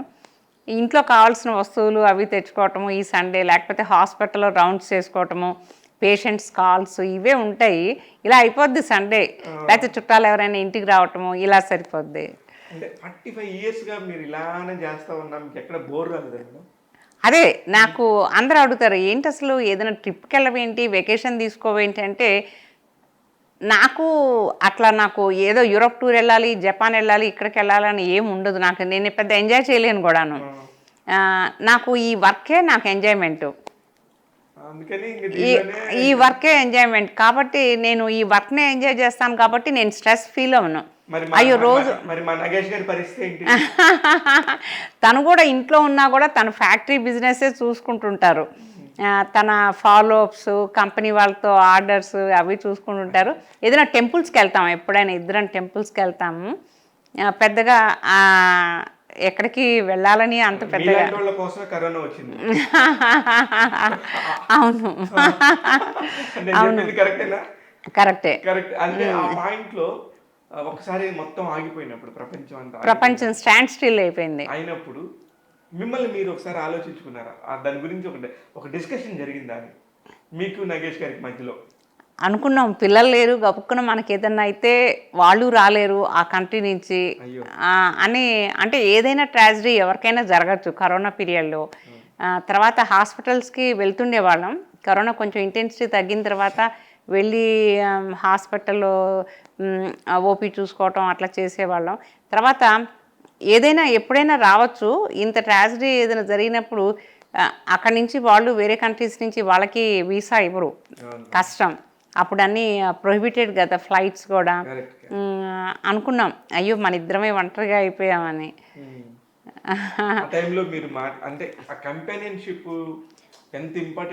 అదే చాలా ఇంపార్టెంట్. అదే అనుకునేవాళ్ళం. విడాకులు తీసుకొని డైవర్స్ తీసుకొని ఏం చేస్తారు జనాలు, ఎలా ఉంటారు ఒంటరిగా. ఏదో ఒక తోడు, ఒక మాట్లాడుకోవటం. అంటే కొంతమంది 50 years కూడా డైవర్స్ తీసుకోవటం ఇలాంటివి చేస్తుంటారు కదా. తీసుకొని ఏం చేస్తారు, ఒక తోడు, ఒక కంపానియన్షిప్ కావాలి కదా. పిల్లలకి పేరెంట్స్ ఎంత ఇంపార్టెంట్, ఒకరికొకరు తోడు, ఒక మాట తోడు, అది చాలా అవసరం కదా అనుకునేవాళ్ళం. మీకు నగేష్ గారికి మధ్యలో గొడవ జరిగిన సందర్భం చెప్పండి. ఏ టాపిక్లో అంటే ఏదైనా చెప్తే తొందరగా ఆన్సర్ ఇవ్వరు. చాలా కూల్గా ఆన్సర్ ఇవ్వరు. ఏమండి అని తర్వాత నగేష్ అని తొందరగా ఒక డెసిషన్ రారు. అదే గొడవ ఇద్దరికి. పిల్లలిద్దరు ఎవరు ఫ్యాన్స్? నగేష్ గారి ఫ్యాన్సా, చిరంజీవి గారి ఫ్యాన్సా? ఆ పిల్లలిద్దరికి ఇద్దరు అంటే ఇష్టం. కొంచెం నేను చిన్నప్పుడు స్ట్రిక్ట్గా ఉండేదాన్ని కాబట్టి వాళ్ళకి ఎక్కువ డాడీ అటాచ్మెంట్. నా కొడుక్కి నేనంటే కొంచెం ఎక్కువ ఉంటుంది కార్నర్, మమ్మీ అని. నాకు ఫ్రాక్చర్ అయింది. ఫ్రాక్చర్ అయినప్పుడు పిల్లలిద్దరూ బాగా ఫీల్ అయ్యారు. వాడైతే నువ్వు అసలు ఎందుకు వెళ్ళావు, టూర్ ఎందుకు వెళ్ళావు, అసలు రన్నింగ్ బస్లో ఎందుకు నించున్నావు అంటే పిల్లలు ఫీల్ అవుతారు కానీ వాళ్ళు రాలేరు అక్కడి నుంచి. నేను అసలు సందర్భంగా మాట్లాడకూడదు అనుకుని నేను చాలా గట్టిగా అనుకుని వచ్చాను, కానీ మీరు టాపిక్ తీసుకొచ్చారు కాబట్టి మాట్లాడుతున్నాను. ప్రత్యక్ష సాక్షి మీరు. ప్రత్యక్ష సాక్షిని ఫస్ట్ టైము ఒక నొప్పి ఎలా తెలుస్తుంది ఎవరికి, ఒకరికి నొప్పి ఇంకొకరికి తెలియదు, కానీ నాకు మీ నొప్పి నాకు తెలిసింది మేడం. ఎందుకంటే నా కళ్ళ ముందు అయ్యో మీరు ఫ్లైట్ టికెట్ బుక్ చేస్తుందే నా కోసం, ఆ మాట్లాడుతున్న సందర్భమే నా గురించి. అరే చెయ్యి ఇరిగిపోయింది శివ, ఇది ఇరిగిపోయింది నాన్న, ఇది ఖర్చీఫ్ కట్టు, ఇది ఒకటి కట్టమంటే నాకు ఏం అర్థం కాలేదు. అక్కడ అందరూ మీ ఫ్రెండ్స్ ఉన్నప్పుడు మీరు ఎంత బ్రేవ్ అనేది అప్పుడు తెలిసింది నాకు. ఎందుకంటే మీరు అలా మాట్లాడితేనే నాకు ఆపరేషన్స్ అన్నీ ఆగిపోతాయేమో, నేను ఆపరేషన్స్ ఎలా చేయాలని ఫీల్ అవుతున్నారు కానీ నొప్పి ఫీల్ అవ్వట్లేదు. నాకు చాలా గొప్పగా అనిపించింది. నాకు ఆ సెకండ్స్ ఇంకా నా కళ్ళ ముందు ఉన్నాయి. నేను ఏది టెన్షన్ ఫీల్ అయ్యి ప్యానిక్ అయిపోయి ఏది చేయను అట్లా. విత్ ద పేషెంట్స్ కానీ ఆర్ దిస్ థింగ్ కానీ. ఫ్రాక్చర్ అయింది, ఇప్పుడు ఫ్రాక్చర్కి ఫిక్సేషన్ చేయాలి, ఫిక్సేషన్ నాకు ఒకళ్ళు చేయాలి. దానికి నా కన్సల్టెంట్స్ కమలాకర్, సుబ్బు వీళ్ళతో మాట్లాడాను, ఇంప్లాంట్స్ వాటితో మాట్లాడాను. నెక్స్ట్ నేను కార్పొరేట్లో వర్క్ చేసినా ఏది ఫ్రీ కాదు, నాకు ఇన్సూరెన్స్ ఉండాలి. ఇన్సూరెన్స్ ప్రాసెసింగ్ మొదలెట్టాను, బస్సులోనే మొదలెట్టాను.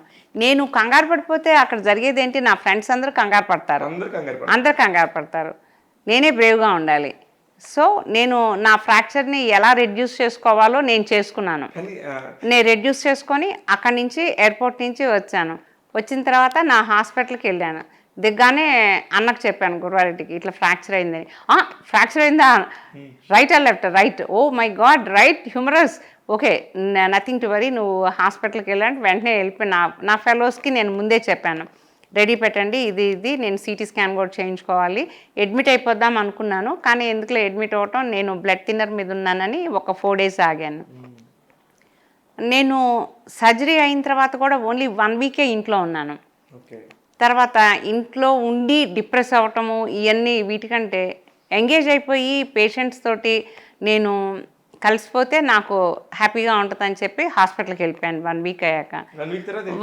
1 week అయ్యాక October 19 సర్జరీ అయింది. నేను ఒక 1 week తర్వాత ఓపీకి వెళ్ళిపోయాను. తర్వాత 1 month అయ్యాక సర్జరీస్ మొదలెట్టేశాను.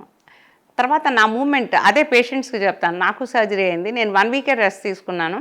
మీకు సర్జరీ అయిన తర్వాత పాజిటివ్ యాటిట్యూడ్ ఉండాలి, ఎలా మూమెంట్ చేసుకోవాలి, ఎలా నడవాలి, ఎంత తొందరగా మీరు ఫిజికల్ యాక్టివిటీ మొదలెడతారో అంత తొందరగా ముందుకు వెళ్ళిపోతారు. నాకేదో జరిగింది అని డిప్రెస్ అయిపోయి అసలు మూమెంట్ చేయకుండా ఎక్కడికి వెళ్ళకుండా ఇంట్లో ఉంటే అది ఏం ట్రీట్మెంట్ కాదు. ఎనీ ఫ్రాక్చర్ ఫిక్సేషన్ కానీ రీప్లేస్మెంట్స్ కానీ anything you have to be positive.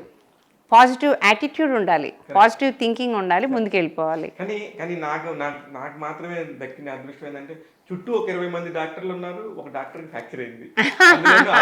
అందులో ఆర్థోపెడిక్ సర్జన్కి అక్కడ మళ్ళీ న్యూరో వాళ్ళు ఉన్నారు, గైనకాలజిస్టులు ఉన్నారు, డిఫరెంట్ పీపుల్ ఉన్నారు. ఎస్పెషల్లీ మీరు అక్కడ నాకు పరిచయం కాబట్టి మేడం, మీకు అందులో ఆ 1978 బ్యాచ్ లో 120 డాక్టర్స్ దాకా ఉన్నట్టున్నారు. వీళ్ళల్లో టాప్ డాక్టర్స్ ఎవరు మేడం మీకు తెలిసి? అట్లా నేను డిఫరెన్షియేట్ చేయకూడదు, నా ఫ్రెండ్స్ కదా అందరూ. నా ఉద్దేశం ఇప్పుడు అంటే అన్ని స్పెషాలిటీస్ ఈక్వల్ స్పెషాలిటీస్ అండి, ఏ స్పెషాలిటీను తక్కువ స్పెషాలిటీ ఏం లేదు. ఈవెన్ ఎంబీబీఎస్ డాక్టర్స్ కూడా వాళ్ళు రిమోట్ ప్లేసెస్లో ఎంత కష్టపడి ప్రాక్టీస్ చేస్తారో అది కార్పొరేట్లో మేము చేసేదానికంటే వాళ్ళు 10 ఇంతలు చేస్తారు. మా గిరిజా వాళ్ళు ఉన్నారు, వాళ్ళు 10 ఇంతలు చేస్తారు. వాళ్ళకి ఇంకా టెన్షన్స్ ఎక్కువ, వాళ్ళకి అన్ని అవైలబిలిటీస్ ఉండవు, బ్లడ్ ఉండదు, ఐసీయూ ఉండదు, తర్వాత ఏది మానిటరింగ్ ఉండదు, అయినా సరే పాపం చేస్తారు ప్రాక్టీస్. అది ఇంకా కష్టం, కార్పొరేట్లో ప్రాక్టీస్ చేయటం కంటే రిమోట్ ప్లేసెస్లో చేయటం చాలా కష్టం, చాలా కష్టం. ఏదన్నా తేడా వచ్చిందంటే పేషెంట్స్ అసలు ఏం ఆలోచించరు, హాస్పిటల్ పగలగొట్టడం, పెద్ద ధర్నాలు చేయటం, ఇలాంటివి చేస్తారు. ఇలాంటివి వచ్చినప్పుడు అమ్మో మనకి ఇలా జరగలేదు దేవుడి దేవల్ల అది అందరూ ఈక్వలే. నేను రిమోట్ ప్లేసెస్లో చేసే డాక్టర్స్ని ఇంకా అప్రిషియేట్ చేస్తాను. ఏదో మా లక్ ఇట్లా హైదరాబాద్లో ఇట్లా సెటిల్ అయ్యాము, మాకేదైనా ప్రాబ్లం ఉంటే మాకు ఫిజిషియన్స్ ఉంటారు, పల్మనాలజిస్టులు ఉంటారు, ఐసీయూ వాళ్ళు ఉంటారు, బ్లడ్ ఉంటుంది, అన్నీ ఉంటాయి. తర్వాత కౌన్సిలర్స్ ఉంటారు, తర్వాత ఎంతోమంది పర్సనల్ స్టాఫ్ ఉంటారు హాస్పిటల్లో, అట్లా అనమాట. అయితే మేడం ఇప్పుడు ఇందులో బెస్ట్ ఫ్రెండ్స్ ఎవరు మీకు మీ బ్యాచ్? నాకు బెస్ట్ ఫ్రెండ్స్ అంటే నేను అందరితో ఫ్రెండ్లీగా ఉండే పర్సన్ని. నాకు గిరిజ చాలా క్లోజ్. గిరిజ నేను మా ఇంట్లో మా నాన్నగారు లేరు, నాకు అన్నదమ్ములు లేరు. సో ఆడపిల్లలు వీళ్ళు హాస్టల్లో ఉండేవాళ్ళు మా ఇంటికి వచ్చి చాలామంది చదువుకునేవాళ్ళు. వాళ్ళల్లో ఎక్కువగా వచ్చేది గిరిజ. నాకు లక్ష్మి, సుజాత వీళ్ళందరూ క్లోజు.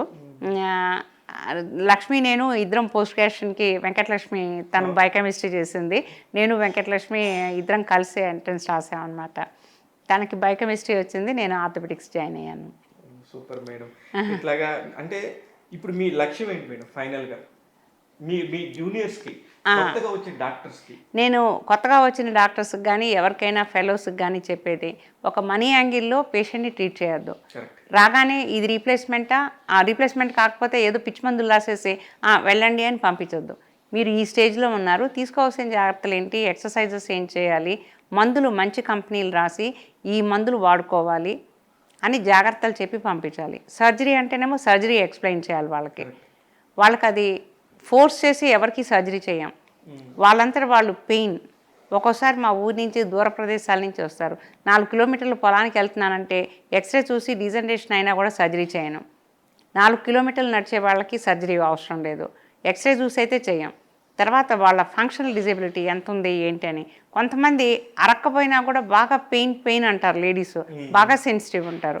వాళ్ళకి ఎందుకు అంత సెన్సిటివ్ ఉన్నారు, ఎందుకు అంత పెయిన్ అంటున్నారు, ఒకవేళ ఎడ్యుకేటెడ్ వీళ్ళు ఉంటారు, వాళ్ళకి మనం ఇన్వెస్టిగేషన్స్ చేయాలి ఎందుకు అంత పెయిన్ ఉందని. సపోజ్ ఆ ఇన్వెస్టిగేషన్స్ అన్నీ నార్మల్ ఉంటే పక్కన పెట్టి, నీకు ఇది నువ్వు వెయిట్ రిడక్షన్ చేయాలమ్మా, నువ్వు ఈ ఎక్సర్సైజెస్ చేయాలి, ఈ మందులు వాడుకోవాలి, రిపీటెడ్గా మా దగ్గరికి వచ్చినా చేసేది ఏముండదు. నా ఓపీని నేను ఎప్పుడు అలా బిల్డప్ చేసుకోను. మళ్ళీ రండి, నెక్స్ట్ మంత్ రండి అని వాళ్ళకి ఏమి ఎక్స్ప్లెయిన్ చేయకుండా ఆఫ్టర్ 1 మంత్ రండి అమ్మా అని నేను ఎవరికి చెప్పను. నా దగ్గరికి 1 or 2 విజిట్స్. నా కాన్సెప్ట్ ఏంటంటే ఇది, నేను నా ఫెలోస్కి కూడా అదే చెప్తాను, మనీ యాంగిల్లో అంతే రాకూడదు. వాళ్ళకి ఏదైనా వస్తే మీరు ఈ డోలో ట్యాబ్లెట్ వేసుకోండి, పెద్ద పెయిన్ కిల్లర్స్ వేసుకోవద్దు. తర్వాత నేను మందులు రాసేటప్పుడు కూడా నేను వాళ్ళ కిడ్నీ ఫంక్షన్ని ఫోకస్ చేస్తాను. వాళ్ళ కిడ్నీ ఎలా ఉంది దాని మీద చూసి నేను మందులు రాస్తాను అనమాట. మీకు ఇన్నేళ్ల కెరీర్లో వచ్చిన best compliment? Best compliment patients అందరూ హ్యాపీగా ఫీల్ అవుతారు. అంటే వాళ్ళు ఒక పేషెంటు మా డాక్టరమ్మ దగ్గరికే వెళ్ళండి, డాక్టరమ్మ చాలా బాగా చేస్తారు అని అట్లా. తర్వాత స్టేట్స్ నుంచి, మొన్న దుబాయ్ నుంచి ఒక పేషెంట్ వాళ్ళ మామగారికి చేశాను, మేడం చాలా థ్యాంక్స్ అని ఆయన పాపం అరగంట మాట్లాడారు. సో అలా అంటే గొప్పగా ఫీల్ అయిపోవటం కాదు, వాళ్ళ కృతజ్ఞతా భావం. అంటే కొంతమంది ఎంత చేసినా కూడా హ్యాపీగా ఫీల్ అవ్వరు, అంత పెద్ద థ్యాంక్ఫుల్ నేచర్ అనేది ఉండదు. కొంతమందికి బాగుంటుంది, కొంతమందికి బాగుంటుంది. ఒక పేషెంటు నేను 15 ఇయర్స్ బ్యాక్ ఒక అబ్బాయి, 2 అబ్బాయిలు వాళ్ళ అమ్మని తెచ్చారు. ఆ పేషెంట్కి giant cell tumour. Giant cell tumour ఆ కింద బోన్ అంతా తినేసిందనమాట. దానికి నేను ఛార్జెస్ తీసుకోకుండా నేను రీప్లేస్మెంట్ చేశాను. దానికి జనరల్ వార్డులో పెట్టి రీప్లేస్మెంట్ చేశాను. చేసిన తర్వాత అనుకునేదాన్ని, అంత బీదమ్మాయికి చేశాను. అమ్మాయి లెట్రిన్ ఏది వాడుతుందో, కింద కూర్చుంటుందా, ఎలా ఉంది అని ఎప్పుడు పాపం 2 ఇయర్స్కి ఒకసారి వచ్చి ఫాలో అవుతుంటారు. ఇప్పుడు ఆ అబ్బాయికి జాబ్ వచ్చింది, కొడుక్కి. వాడికి ఈహెచ్ఎస్ గవర్నమెంట్ స్కీమ్స్ ఏదో ఉన్నాయి. అప్పుడు పాపం వాడు చాలా తక్కువ ప్యాకేజ్లో హాస్పిటల్ ఇంప్లాంట్ తోటి చేసి పంపించాను అనమాట. అలా చాలామందికి చేస్తుంటాను పేదవాళ్ళకి. అయితే అమ్మాయి అట్లా వచ్చినప్పుడు హ్యాపీగా ఫీల్ అవుతుంటాను. తర్వాత ఒకసారి పడింది ఆవిడ, ఆఫ్టర్ 8 ఇయర్స్ ఎక్కడో జారి పడ్డారు. జారి పడితే కింద టిబియా ఫ్రాక్చర్ అయింది. మళ్ళీ అది వాడికి గవర్నమెంట్ జాబ్ ఉంది కాబట్టి బాబుకి అప్పుడు ఈహెచ్ఎస్లో ప్లేటింగ్ చేసి పంపించాం, అది కూడా యునైట్ అయింది. సో అలాంటి వాళ్ళని చూస్తే ఒక ఫ్యామిలీని నిలబెట్టామన్న ఫీలింగ్ ఉంటుంది. తర్వాత కొంతమంది పేషెంట్స్ నా దగ్గరికి రివ్యూస్కి వస్తుంటారనమాట. ఒక పేషెంట్కి, అమ్మాయికి క్యాన్సరు, నేను సర్జరీ చేశాను. రాత్రి 11:30కి పేషెంట్ సన్ని వాళ్ళని మీట్ అయ్యాను. ఒకడే కొడుకు, హస్బెండ్, ఫాదరు, సన్ను, తర్వాత వాళ్ళ చుట్టాలు, కజిన్స్, వాళ్ళని మీట్ అయ్యి ఇట్లా అమ్మకి క్యాన్సరు, నేను సర్జరీ చేశాను, అమ్మకి లైఫ్ స్పాన్ ఇట్లా ఉంటుంది, నేను బయాప్సీకి పంపించాను, ఇట్లా అని నేను చెప్పాను అనమాట. సో అలాంటి వాళ్ళు, మీరు మా మదర్కి సర్జరీ చేశారు, 11:30కి మిమ్మల్ని రాత్రి మీట్ అయ్యాను. వాళ్ళు సురారం అనే ఒక కాలనీలో బాలనగర్ దగ్గర ఉంటారనమాట. పాపం చిన్న ఇంట్లో బీదవాళ్ళు, వాళ్ళు బ్రాహ్మిన్స్. నేను వాళ్ళ ఇంటికి ఆ పేషెంట్, బికాజ్ క్యాన్సర్ పేషెంట్ కాబట్టి రాలేదు కాబట్టి నేను పర్సనల్గా వెళ్ళి పేషెంట్ని చూసి నేనే సూచర్ రిమూవల్ పర్సనల్గా చేసి, బికాజ్ లేడీ పేషెంట్ కదా, వాళ్ళకి వేరే టెక్నీషియన్ పంపించినా వాళ్ళకి డబ్బులు ఇచ్చినంత ఇది లేదనమాట. వాడు వాళ్ళ నాన్నగారిని తెచ్చాడు. నన్ను గుర్తుపట్టారా అని అడిగితే, గుర్తు లేదు నాన్న, ఎప్పుడో 15 ఇయర్స్ బ్యాక్ కదా, గుర్తులేదు అంటే, మేడం మీరు 15 ఇయర్స్ బ్యాక్ మా మదర్కి సర్జరీ చేశారు, నా ఇంటికి కూడా వచ్చారు మీరు. చాలా చిన్నదనమాట. ఆ రోడ్డు మీద కారు ఆపి, తర్వాత వాడు సైకిల్ మీద వస్తే వాడి వెనక నడుచుకుంటూ ఇంటికి వెళ్ళి, అలాంటివన్నీ హ్యాపీ ఇన్సిడెంట్స్. నేను గొప్పగా సంపాదించాను, నాకు ఇంత డబ్బులు ఉన్నాయని ఎప్పుడు నేను ఫీల్ అవను. నాకు అది పెద్ద హ్యాపీనెస్ కూడా అయిపోదు. ఇలాంటి వాళ్ళు వచ్చి ఇలా వాళ్ళ రిలేటివ్స్ని తెచ్చి అమ్మ దగ్గరికి వెళ్తే, ఇప్పుడు పేషెంట్స్ మేడం దగ్గరికి వెళ్తే మీకు సర్జరీ కావాలో లేదో కరెక్ట్గా చెప్తారు, మేడం సర్జరీ చేయించుకోవాలంటే చేయించుకోండి, అక్కర్లేదంటే మేడమే చెప్తారు అని అలా పేషెంట్స్ పంపించడం అనేది తృప్తిగా ఉంటుంది. ఇప్పుడు రొటీన్ లైఫ్లో what is your entertainment madam? అదే నాకంటూ అసలు ఎంటర్టైన్మెంటే లేదు. అసలు నాకు నా వర్కే, నాకు ఐఎమ్ ఫీలింగ్ హ్యాపీ. నాకు అట్లా బిజీగా ఉండి చక్కగా థియేటర్కి వెళ్ళిపోయి మార్నింగ్ 6కి సర్జరీలు చేసుకుంటూ, మధ్యలో ఓపీ చూసుకుంటూ, రౌండ్స్ చేసుకుంటూ, నాకు అసలు 6 నుంచి ఈవినింగ్ 6 ఎట్లా అవుతుందో అసలు టైమే తెలియదు. అసలు తెలియదు ఎలా రన్ అవుతుంది, ఆ క్లాక్ అనేది ఎట్లా రన్ అవుతుందో. ఒక థియేటర్ నుంచి ఇంకో థియేటర్కి, ఓపీకి, రౌండ్స్కి, తర్వాత అట్లా తిరగటము, కేసెస్ వాళ్ళని చూసుకోవటము, ఇవి అంతా అయ్యేసరికి 6 అయిపోద్ది. అట్లా అనమాట. That is happiness. నేను బర్డెన్గా ఫీల్ అయితే ఇంత వర్క్ చేయలేను. ఇప్పటివరకు మీకు ఎంతమంది అసిస్టెంట్లు చేస్తుంటారు మేడం? ఫెలోస్ చాలామంది. గురవారెడ్డి అంటారు, నువ్వు చచ్చిపోతే ఎంతోమంది కొడుకులు నీ గురించి ఏడుస్తారని. వాళ్ళందరూ నన్ను మదర్లాగా ఫీల్ అవుతారు, నేను వాళ్ళని పిల్లల్లానే ఫీల్ అవుతాను. వాళ్ళకి నేర్పించడం కానీ, లేకపోతే అయ్యో వీళ్ళు నేర్చుకుంటే నాకు కేసులు తగ్గిపోతాయి ఎట్లా అని. నేను గురవారెడ్డి ఇద్దరం అనుకో. పిల్లలు పాపం ఎంఎస్ చేసిన తర్వాత మన దగ్గరికి నేర్చుకోవటానికి వచ్చారు, వాళ్ళకి నేర్పించడం ఏంటి, అన్నీ చెప్పడం ఏంటి క్లియర్గా చెప్తాను. అందరికీ నేను ఫుల్లీ అటాచ్డ్. అదే ఇప్పుడు గురవారెడ్డి గారి టాపిక్ వచ్చింది కాబట్టి చెప్తున్నాను. గురవారెడ్డి గారు అనగానే టప్ అని ఒక మీడియా మొత్తానికి ఒక అటెన్షను, చాలా హైపు, హడావుడి, ఆయన సరదాగా మాట్లాడే, ఆయనలో ఒక కవి, ఒక ఆర్టిస్టు, సంథింగ్ అలా ఉండి ఒక పబ్లిసిటీని అటెన్షన్ చేస్తూ ఉంటారు. మీకెందుకు ఆ మీడియా పబ్లిసిటీ అది రావాలి అని ఎప్పుడు కోరుకోలేదు? అందరికీ ఉండదు కదా, అది ఒక్కొక్కరికి ఒక ఆశ. అందరికీ ఉండదు కదా. అంటే మీ దృష్టిలో మీరు ఎప్పుడు అది ఫీల్ కూడా అవ్వలేదేమో? అయితే అవ్వలేదు. అన్నయ్య అంటే అన్నయ్య, అంతే. ఎనీవేస్ మేడం, అసలు నిజంగా కూడా చాలా అద్భుతంగా అనిపించింది మీతో మాట్లాడుతూ ఉంటే. నేను ఫ్యామిలీలో కూడా నా ఫ్యామిలీ, నా వాళ్ళు, మా ఆయన తరపున చుట్టాలు అని నేను ఎప్పుడు డిఫరెన్షియేట్ చేయలే.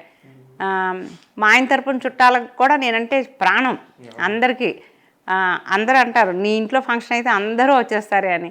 ఎందుకంటే నేను ఎవరికైనా నేను పర్సనల్ అటెన్షన్ పే చేసి సర్జరీలు చేయటం కానీ, వాళ్ళ ఇంటికి వెళ్ళి వాళ్ళని చూడటం కానీ, వాళ్ళకి ఇంకేదైనా ప్రాబ్లమ్స్ ఉంటే అటెండ్ అవ్వటం కానీ నేను చూస్తాను. నాకు ఒక అక్క ఇప్పుడు నా దగ్గర ఉంటారు కాబట్టి హైదరాబాద్లో అక్క దగ్గరికి వెళ్తాను. మా అక్క పెద్ద ఆర్టిస్టు, చాలా పెద్ద ఆర్టిస్టు. తను పెయింటర్ జమున అని, తను రెయిన్బో విస్టాస్లో ఉంటారు. ఆర్టిస్ట్, పెద్ద ఆర్టిస్టు. ఆ అక్కకి ఒక కొడుకు. అక్క చిన్నప్పటి నుంచి ఆర్టిస్టు. మంచి, నా ఇంట్లో చాలా పెయింట్స్ తను వేసినయే. అయితే ఈ మధ్య మీ ఇంట్లో ఇంకొక వారసుడు, బుల్లి వారసుడు వచ్చినట్టున్నాడు. నా కూతురు కొడుకు రిహాన్. అమ్మమ్మ, వాడికి 2 వర్డ్స్ తెలుగులో వచ్చినాయి, అమ్మమ్మ తాత. అమ్మమ్మ హౌ ఆర్ యూ, నాకు వీడియో కాల్. ఒక్కోసారి థియేటర్లో ఉంటే అది వీడియో కాల్ చేస్తుంది. ఎవరైనా టెక్నీషియన్స్ ఎత్తితే అమ్మమ్మ వాట్ ఆర్ యూ డూయింగ్ అంటుంటాడు. అయితే మేడం, మీ ఫ్రెండ్స్లో చాలామంది 1978 బ్యాచ్ని, నాకు మీ అందరినీ పరిచయం చేసిన ఫ్రెండ్ నగేష్ గారు, మన ఈటీవీ బాపిరెడ్డి గారు వాళ్ళ బ్రదరు. ఆయన గురించి, ఆయన యూకేలో ఉంటారు, ఆయన గురించి, ఆయనతో ఉన్న మీ ఫ్రెండ్షిప్ గురించి ఒకసారి చెప్తారు. నగేష్, మేము చిన్నప్పుడు 78 బ్యాచ్, మేము విఐపి బ్యాచ్ అనేవాళ్ళు. అందరూ డాక్టర్స్ చిల్డ్రన్. మా మదర్ పెథాలజీ, తర్వాత ఈఎన్బి శర్మ గారు అమ్మాయి, తర్వాత అందరూ సత్యనారాయణ గారు అబ్బాయి, సుధా, వీళ్ళందరూ ఏంటంటే అందరూ డాక్టర్స్ చిల్డ్రన్ చాలామంది ఉన్న బ్యాచ్ మా బ్యాచ్ అనమాట. విఐపి బ్యాచ్ అనేవాళ్ళు మమ్మల్ని. అందరూ స్పెషల్ అటెన్షన్ అనమాట. దాంతో వచ్చే అడ్వాంటేజ్ నాకు అమ్మ ఉన్నది కాబట్టి అడ్వాంటేజ్ కాదు, డిసడ్వాంటేజ్ ఉండేది. ఏదైనా క్వశ్చన్ ఆన్సర్ చేయకపోతే అది వెంటనే అమ్మకి వెళ్ళిపోయేది. పాప ఇదా, నువ్వెందుకు ఈ క్వశ్చన్ ఆన్సర్ చేయలేదంట అనేది అన్నమాట అమ్మ. అందుకని అటెన్షన్లో ఉండేవాళ్ళం. కేసు ప్రజెంట్ చేయటం కానీ, ఫస్ట్ చిరంజీవి అనేవాళ్ళు. ఎందుకంటే నేను కొంచెం టాల్ స్టేచర్డ్, తర్వాత కేసెస్ కూడా ఎక్కువ ప్రజెంట్ చేసేదాన్ని. అంటే అమ్ముంది కాబట్టి ఇంకా అందరికీ తెలుసు. తర్వాత ఎగ్జామ్స్లో కూడా she singing like A bird అన్నారు, జెండర్ సర్జరీ కేసు ప్రజెంట్ చేస్తుంటే. అమ్మ నా ఎగ్జామ్స్ అప్పుడు అమ్మ లీవ్ పెట్టి ఇంట్లోనే ఉండేవాళ్ళు. ఎందుకంటే పేరెంట్స్ రాకూడదు, అట్లా సోన్ ఎవరికి ఎగ్జామినర్స్కి తెలియకూడదు. అప్పుడు అంత స్ట్రిక్ట్గా ఉండేది, అప్పుడు అంత స్ట్రిక్ట్గా అలా ఉండేదన్నమాట. అందుకని నా అంతటి నేనే పాస్ అయ్యాను. ఎవరికి రికమెండేషన్స్ కానీ, అంటే రికమెండేషన్ చేసే స్టేజ్లో కూడా ఉండేదాన్ని కాదు, బాగా చేశాను అలా అనమాట. తర్వాత ఎవ్వరూ మాట్లాడుకునేవాళ్ళం కాదు, ఒకళ్ళు. మా ఫ్రెండ్స్ ఆడపిల్లలు అంత బిజీగా ఉండేవాళ్ళం. అసలు నగేష్ మేమందరం ఇప్పుడు పెద్దవాళ్ళం అయ్యాక రీయూనియన్ అని ఒకసారి రామోజీ ఫిలిం సిటీలో చేసాం. అప్పుడు మీరున్నారా? రామోజీ ఫిలిం సిటీలో చేసాం. అప్పుడు తర్వాత అంతకుముందు 1 ఇయర్ నుంచి ఇట్లా అందరం కలవాలి, యూనియన్ పెట్టుకోవాలి, మీట్ అవ్వాలి, ఇంకా ఎన్నాళ్ళు ఉంటామో ఏంటో తెలియదని అప్పటి నుంచి నగేష్ అసలు ఎంత హార్ట్ పెడతాడంటే చాలా. అసలు అక్కడ యూకేలో ఉంటాడే కానీ పాపం ఫ్రీక్వెంట్ విజిట్స్ చేస్తాడు. మా రీయూనియన్స్కి ఎంత హెల్ప్ చేస్తాడో పాపం. చిన్న ఒక పెన్ డ్రైవ్ ఇవ్వడం కోసం దాన్ని ఒక డిజైనింగ్ చేయించి అందరికీ చేరేలాగా చేసి ఇట్లా నేను పంపించానని మాకు వాట్సాప్లో పెట్టి, రిసీవ్ అయిందని మమ్మల్ని ఫోన్ చేసి అడిగి, ఇట్లా మా పర్సనల్ ఫొటోస్ మ్యాగజైన్కి ఏదైనా కావాలి అంటే ఏదో బిజీగా ఉంటాం కదా, చిరంజీవి నువ్వు తొందరగా పంపించు, అది మ్యాగజైన్ లేట్ అయిపోతుంది అని మళ్ళీ పాపం కాల్ చేసి, అట్లా ఎంతమందికో ఫ్రెండ్స్,కి నాకే కాదు, ఓపిక, చాలా చాలా ఓపిక, చాలా ప్రేమించడం. దానికి మాధవి కూడా చాలా కోఆపరేట్ చేస్తుంది, వైఫ్ కూడా చాలా కోఆపరేట్ చేస్తుంది. ఇప్పుడు నేను నగేష్ నాకు ఇది కావాలి అంటే నో అండు, ఏది నో. తర్వాత యూకే రండి అంటే గిరిజ ఫ్యామిలీ, నీ ఫ్యామిలీ రండి, ఒక 10 రోజులు ఉందిరు కానీ అన్నీ చూసి వెళ్దురు కానీ సడన్గా గిరిజ హస్బెండ్ చనిపోవటం, అది అసలు యూకే ట్రిప్ ఉంది మాకు, నాకు గిరిజకి, నేను గిరిజ చంటి వెళ్దాము అందరం, నగేష్ అందరం వెళ్దామని. మా ఆయన పేరు కూడా నగేషే. నేను అదే అంటాను, నగేష్ పేరును మా ఆయన నాకు ఎంఎస్ నాగేష్, తనేమో సీఎం నాగేష్ అని పెడతానమాట. ఇద్దరు పక్కపక్కనే ఉండే. అయితే అదే అదే నాకు ఇప్పుడే చెప్తుంటే గిరిజ గారి హస్బెండ్ అదే నగేష్ లానే మా ఆయన కూడా నగేష్, తను కూడా అట్లానే సేమ్ పర్సనాలిటీ, అందరితో ఫ్రెండ్లీగా ఉండి ఎవ్వరి గురించి చెడు చెప్పరు మా ఆయన కూడా. అస్సలు చెడు చెప్పరు, గారి దగ్గర అసలు కూడా నెగిటివ్గా చెడు వెళ్ళాం. అసలు ఎవరి గురించి నెగిటివ్ కామెంట్ అనేది ఉండదు. నేను అదే అంటాను, ఇద్దరు నగేష్లో ఒకటే, అసలు నెగిటివ్ కామెంట్ అనేది ఇంతవరకు మా హస్బెండ్ అసలు చేయటం అనేది నేను వినలే ఒకళ్ళ గురించి నెగిటివ్గా. కాదు ఇప్పుడే మీ నగేష్ టాపిక్ వచ్చింది కాబట్టి చెప్తున్నాను. రాగా నేను ఇద్దరు నగేష్లే చిరంజీవి గారిని ఇంటర్వ్యూకి వెళ్తున్నాను, కొంచెం నాకు చెప్పండి బ్యాక్గ్రౌండ్ ఆమె గురించి, ఇంటర్వ్యూ ఎలా చేయగలనో లేదో అని చెప్పి అడిగాను. ప్రామిస్ ఒక్క క్వశ్చన్ కూడా నేను చూడలేదు, దేనికంటే కాన్ఫిడెన్స్ నేను అడగగలను. కానీ మీ నగేష్ గారిని మాత్రం సార్ నాకు కొన్ని అడగండి, కొన్ని చెప్పండి సార్, మేడంని ఎలా అడగాలి, మనం ఎలా పోక్ చేయాలంటే నువ్వు ఏముంటాయి, షీఈ్ వెరీ నైస్, అయితే మనకు కొద్దిగా టైం ఇది దాని గురించి మాట్లాడాను. Anyways madam super. మిమ్మల్ని ఇన్స్పిరేషన్ తీసుకొని ప్రతి ఒక్క డాక్టర్ ముందుకెళ్ళాలి, ఇలా ఆపరేషన్లు అలవోకగా అలా చేయాలని. నాకు తెలిసి మీరు రోజుకి 5 నుంచి 15 ఆపరేషన్లు చేస్తారని విన్నాను, నిజమేనా? ఒక్కొక్కసారి చేస్తాను. అది వరకు రోజుల్లో 17 సర్జరీలు కూడా చేశాను. ఎన్ని 17 ఒకసారి సమ్మర్లో మాకు ఎక్కువ లోడ్ ఉంటుంది. ఎందుకు? అప్పుడు డాక్టర్స్ ఏంటో అందరూ కొంతమంది జూనియర్స్ అందరు లీవ్ పెట్టడంలో, పర్సనల్ అంటే డాక్టర్స్ కొంచెం లీవ్ పెట్టడంలో ఆ లోడ్ ఎక్కువైంది. ఫ్రాక్చర్స్కి ఇప్పుడు డివైడ్ అయిపోయామండి. స్పైన్కి అది వరకు స్పైన్ సర్జరీ కూడా నేనే చేసేదాన్ని. ఇప్పుడు స్పైన్ టీమ్, స్పైన్ స్పెషాలిటీ వేరైపోయింది, ట్రామా సర్జన్స్ వేరైపోయారు. తర్వాత వేరయ్యారంటే అట్లా డివైడ్ అయిపోయాం అనమాట. రీప్లేస్మెంట్స్ లోడ్ ఎక్కువ అయ్యేసరికి అది వరకు ట్రామా కూడా, ఫ్రాక్చర్స్ కూడా నేనే చేసేదాన్ని. రీప్లేస్మెంట్స్ అయిన తర్వాత ట్రామా చేసేదాన్ని. ఒక్కోసారి మిడ్నైట్ 12 అలా అయ్యేదన్నమాట. ఇప్పుడు ట్రామా సర్జన్స్, ట్రామా థియేటర్స్ వేరే పెట్టేశారు. తర్వాత రీప్లేస్మెంట్స్, ఎందుకంటే రీప్లేస్మెంట్స్ పెద్దవాళ్ళు ఉంటారు, వాళ్ళు ఎన్బిఎం అంటే ఏం తినకుండా తాగకుండా ఉండలేరు కాబట్టి వాళ్ళకి త్వరగా చేయాలి. ఆ చేసిన తర్వాత ట్రామాస్ చేసేదాన్ని. ఇప్పుడు అందరం డివైడ్ అయ్యాం, ట్రామాను, రీప్లేస్మెంట్స్, స్పైన్ ఇవన్నీ డివైడ్ అయిపోయాం. స్కోపీ. ఓకే కానీ ఇన్ని చేశారు కదా, నాకు తెలిసి highest rich in Hyderabad city, one of the రిచెస్ట్లో చిరంజీవి గారు ఉన్నారా? అసలు రిచ్నెస్ అనేది లేదు. రిచ్నెస్ అనేది అసలు నేను ఎప్పుడు క్రైటీరియా కింద పెట్టుకోలేదు. అది సంబంధం లేకుండా ఇప్పుడు మనం చేసే పనికి వస్తూనే ఉంటుంది కదా. కాకపోతే ఏంటంటే రిటైర్మెంట్ ప్లాన్స్ అవి పెట్టుకున్నాము. దానికి మీరు కూడా ఒక సామాన్యుడిలాగా రిటైర్మెంట్ ప్లాన్స్ పెట్టుకున్నారు. పెట్టుకోవాలి మరి, అందరూ పెట్టుకోవాలి. మేము ఇప్పుడు 60 అబోవ్ కాబట్టి తప్పకుండా పెట్టుకోవాలి. నేను ఇంకొక 10 years చేయాలనుకుంటున్నాను. 10 years చేశాక మా పిల్లలు అంటుంటారు, ఎవరి కోసం చేయటం, నువ్వు వచ్చేసేయి, అమెరికా వచ్చేసేయి, నీ గ్రీన్ కార్డు, నీకు సిటిజన్షిప్ ఇప్పించేస్తాం, ఇక్కడే ఉండండి, మీరు అక్కడ ఇద్దరు ఉండి ఏం చేస్తారు, ఇక్కడికి వచ్చేయండి అని. ఎందుకో నాకు అమెరికా అంత పెద్ద గొప్పగా నచ్చదు, నేను ఇక్కడే ఉంటానంటే పిల్లలు గొడవ చేస్తుంటారు. మా అమ్మాయి అయితే మరి నీ మనవాడు మర్చిపోతాడు, తర్వాత అమ్మమ్మ అంటాం కూడా మర్చిపోతాడు, నువ్వు వచ్చేసేయి అని. All the very best. మళ్ళీ నేను ఇప్పుడు ఇది పర్సనల్ ఇంటర్వ్యూ, నెక్స్ట్ టైం నుంచి ఒక్కొక్క ప్రాబ్లం గురించి, దాని గురించి ఒక్కొక్క బైట్ కానీ, ఒక 5 నిమిషాలు ఒక నీ జాయింట్ దగ్గర గురించి కానీ, వాళ్ళకి సంబంధించిన జాగ్రత్తలు ఎలా తీసుకోవాలి, అట్లాంటివన్నీ కూడా మనం తర్వాత నమస్తే. ఓకే, చూస్తూనే ఉండండి ట్యాగ్ తెలుగులో. ఇలాంటి అనేక అద్భుతమైన ఇంటర్వ్యూలు, ఎంతో సాధించిన గొప్పవారి ఇంటర్వ్యూస్ మీకు మళ్ళీ అందిస్తూ ఉంటాను. నేను మీ శివ మల్లాల. Thank you.